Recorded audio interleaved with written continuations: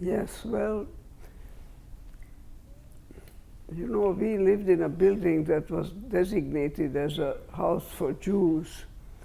And of course, there were people living there who were not Jewish in the building. Matter of fact, we had friends who lived a floor lower than we did. And they were Italians who had, the father was working for a Cunard line, and we were very good friends. We used to spend time with them. Interestingly enough, right after we had a chance, my mother and this Italian lady went down in the street where they could take a piece of a horse flesh off a horse that had just been killed. And we did at that point cooked some goulash with the horse flesh, which was wonderful. It was very good after time that we didn't have anything to eat, so it was really great to be able to do that. But this was already after the Russians liberated us. But you know, my father was arrested by the Nazis, but they were Hungarian Nazis, not the Gestapo. And he was taken to Kispest, which was a suburb of Budapest, where he was forced to work on tank traps, dig tank traps. And luckily we had a chance through a friend to get him a Swiss pass.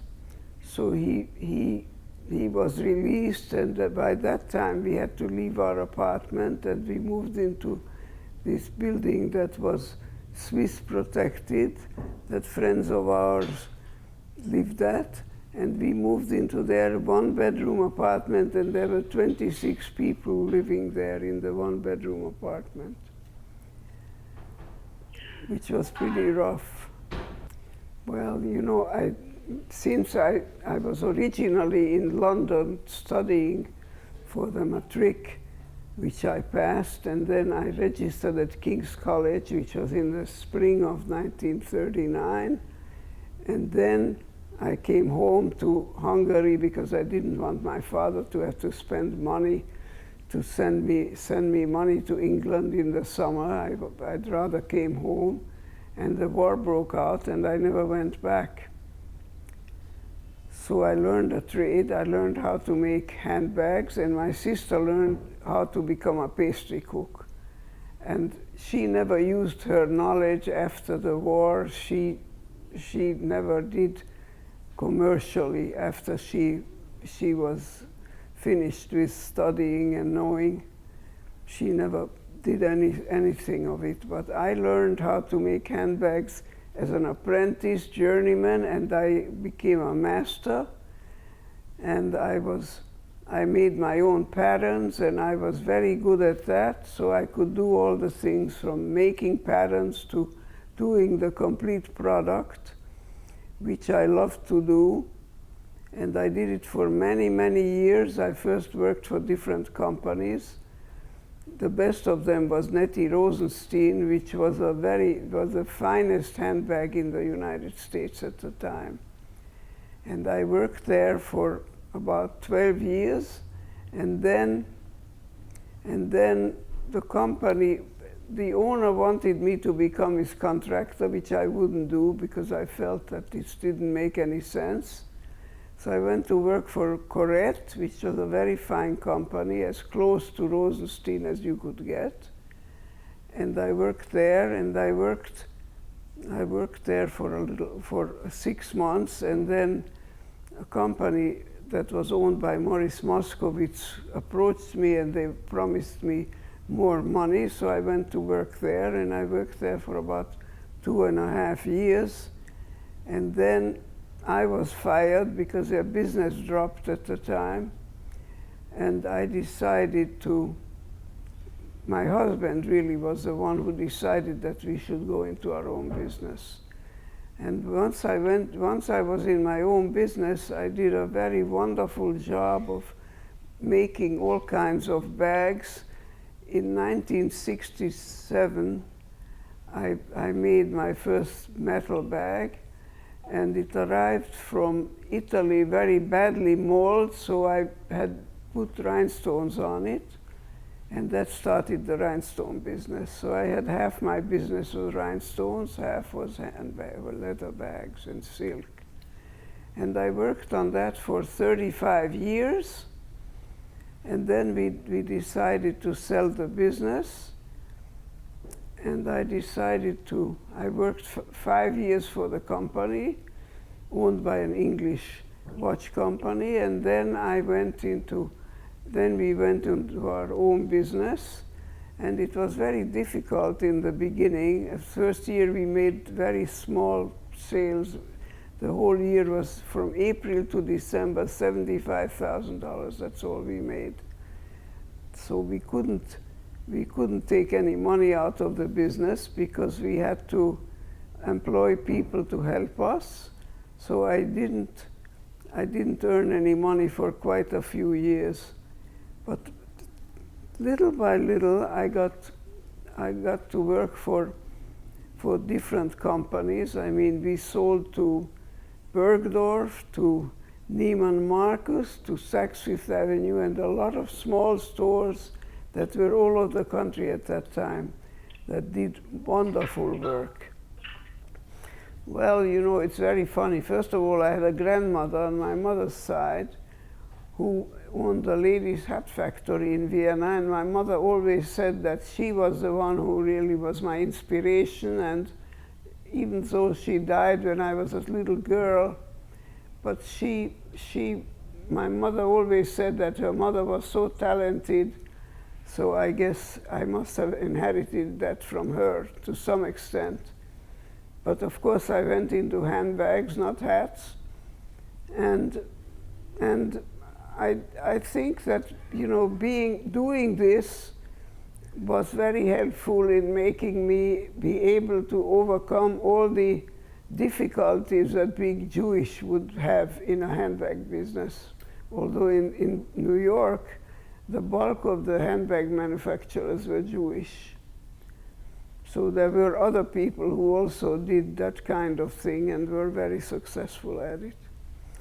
And I received very many prizes. I mean, I started with a Swarovski Award, then I got a Coty Award in 1973, and before I retired, I had a Lifetime Achievement Award from the CFDA, which is the company that contains all the dress manufacturers, basically. And I was the first one to receive an award for handbags in the Coty Award, and I was the first who received an award for handbags at the CFDA.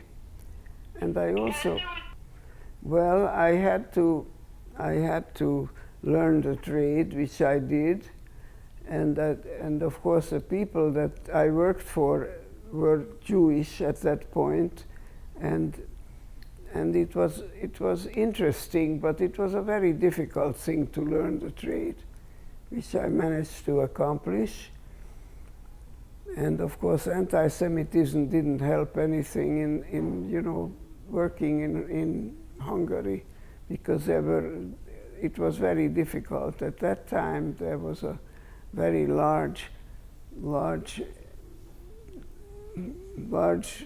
way they created, you know, the anti-Semitism, which was that existed before too, because Jews usually didn't you know, had any connection with non-Jews in that sense. I mean, we were sort of separate. But luckily, after all the anti-Semitism, I was fortunate enough to come to America, and And at that time, I already had a very good experience in the trade. And I made my own patterns practically all the way through my whole experience in the handbag business. And I not only made the patterns, but I also was able to make I could do every part of making a handbag, whether it would be a zipper, a frame bag, or an envelope.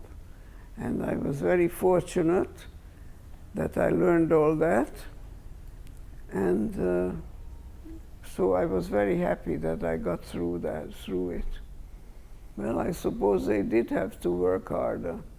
But of course, you know, by the time the Nazis took over, you couldn't work anymore. You were lucky to stay alive and not be taken to Auschwitz or one of these other places where they killed people. So I was very lucky. I never left Budapest, but you know what happened to us was in December of '44, we were moved to the ghetto. The whole building was emptied, even though it was a Swiss protected building. They didn't care about that. And they took everybody out of the building, and we had to move to the ghetto, where we were until the Russians liberated us. And then we went back to our old apartment, but we couldn't stay in it because the windows were all broken. So we lived in the cellar until we could have it fixed, which was a long time. What was it like to be a Jewish child in Hungary, growing up in Hungary, that these influenced your design style? Well, in a general sense, I suppose it might have influenced my design style, but I didn't think about it in those days. I was happy to be alive. But you know, before the war, Jews were living pretty much separately from the non-Jews. I mean, we had a few non-Jewish friends, but not too many. Most of us, you know, were. But you know, Budapest had a large contingent of Jews. There were very many Jews there.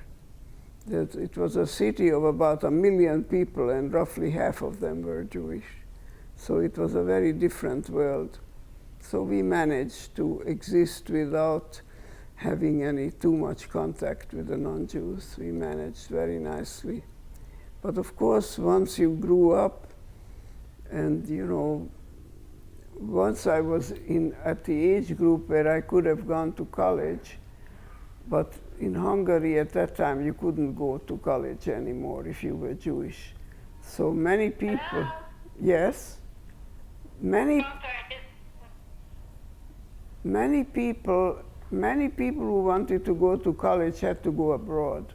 Some of them went to Vienna at that point, and many of them went to England and France in order to learn a trade or learn something, to become doctors or lawyers or accountants. They had to get out of Hungary, and then you know, to learn it and be able to use it, you had to be abroad. You couldn't do it there. They wouldn't allow it. There was numerus clausus, so they didn't allow it. So we had to go out to learn. And I went to England, where my mother's brothers were living,